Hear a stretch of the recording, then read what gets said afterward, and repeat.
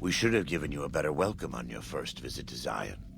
But from what I hear, the Whitelegs beat us to it. Whitelegs seem to be the only visitors we have these days, and I wouldn't have expected anyone from the Mojave to come looking for us. And you're a courier, no less. Not the one I was expecting, but I suppose he wouldn't have come with a caravan. I don't know if you were close to the other members of your group, but you have my sympathy. I pray for the safety of all good people who come to Zion, even Gentiles. But we can't expect God to do all the work.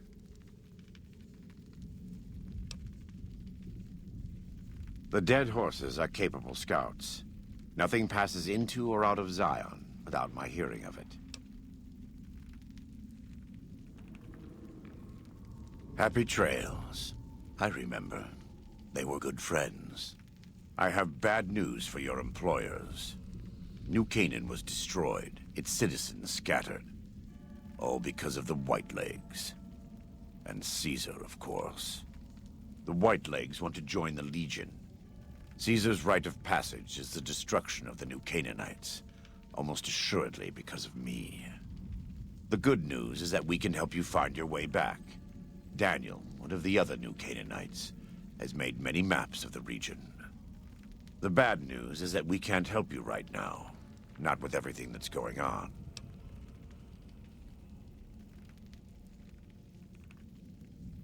You're a good neighbor to us. We all go through periods of darkness. In such times, we can turn to the Lord, but it's good to have friends. Daniel and I need pre-war tools to help us navigate beyond Zion. Should we need to evacuate, these instruments will be vital to us. Normally, we would have some of the dead horses or sorrows look for them. But many pre-war buildings in the valley are taboo. They won't go inside. The Sorrows believe in a spirit that lives in the caves. Say the spirit punished them once for trespassing. They put special marks around the cave entrances to keep people out. It doesn't work on the Whitelegs, of course, but the dead horses are spooked. Thank you. Follows Chalk can help you find your way around the valley. He's inexperienced, but he knows enough of our language to ignore the taboos about pre-war buildings.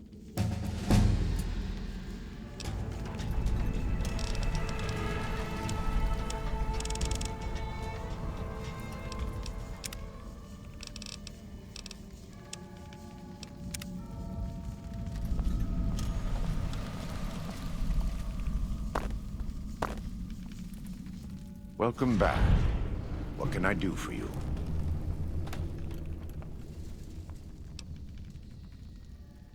Caesar would never admit this openly, but he knows that I'm alive. I've killed enough of his Frumentarii and assassins that have come looking.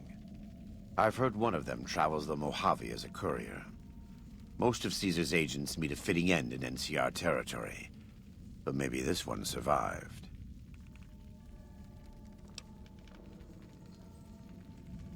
I am a New Canaanite. We believe we are the heirs of a spiritual tradition, given to our ancestors thousands of years ago. We have made and kept covenants with our Lord God to honor his laws. In exchange, we are promised eternal salvation after this life. A day will come when our Lord returns to judge us all. Until then, we must honor his laws and start others along the path of salvation if we can. That's why we trade with others and work the tribes. We have more than food and medicine to offer. Good news is our most valuable commodity. In a world filled with misery and uncertainty, it is a great comfort to know that, in the end, there is light in the darkness. Every day we move closer to our judgment. We must do our best to walk in the footsteps of our Lord and teach others how to do the same. For many of us, the road is a difficult one, but the path is always there for us to follow, no matter how many times we may fall.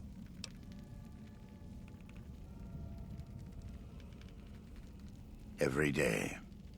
Some days are harder than others.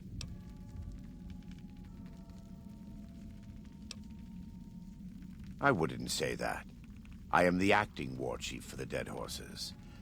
They look up to me for such matters, but I only have the authority they give me. Daniel is the spiritual leader and main link of the New Canaanites to the Sorrows. He's up in the Narrows right now. A great deal. There are 3, make that 4, tribes here in Zion. You've already met the Whitelegs on the way in. In this camp, you'll find Dead Horses. In the Narrows, the Sorrows. And finally, there's Daniel and myself. We're New Canaanites.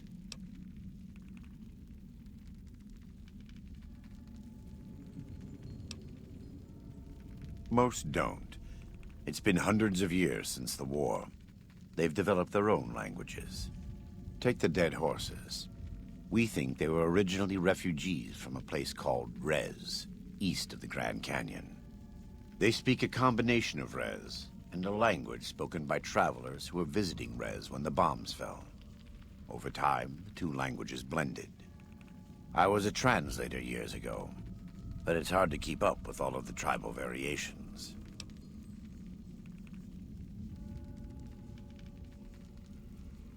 They attack everyone who isn't a Whiteleg, especially caravans. They don't know how to survive on their own, so they have to raid.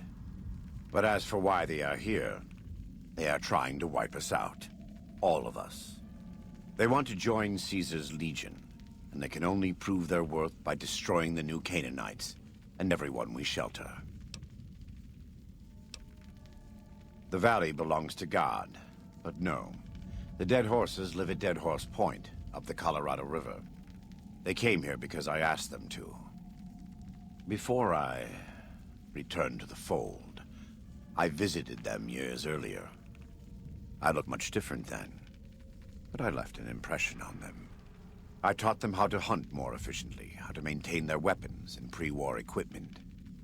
When I returned, they showed their appreciation. The Sorrows have many skilled hunters among them, but no warriors. They have not had to deal with war or raiders for decades. Even though they can hunt a full-grown Yaoguai, they don't know how to deal with the Whitelegs. That's why we're here. We wear more clothing than them and understand more about technology. But we're still a tribe, a linked family of families. The Boneyard, Phoenix, New Vegas, they're just places, metal and stone. New Canaan dies, but the tribe lives on. When the walls come tumbling down, when you lose everything you have, you always have family. And your family always has tribe.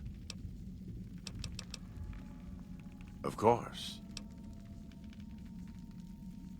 In the Great Basin and Colorado Plateau, all tribes are known for a specific weapon.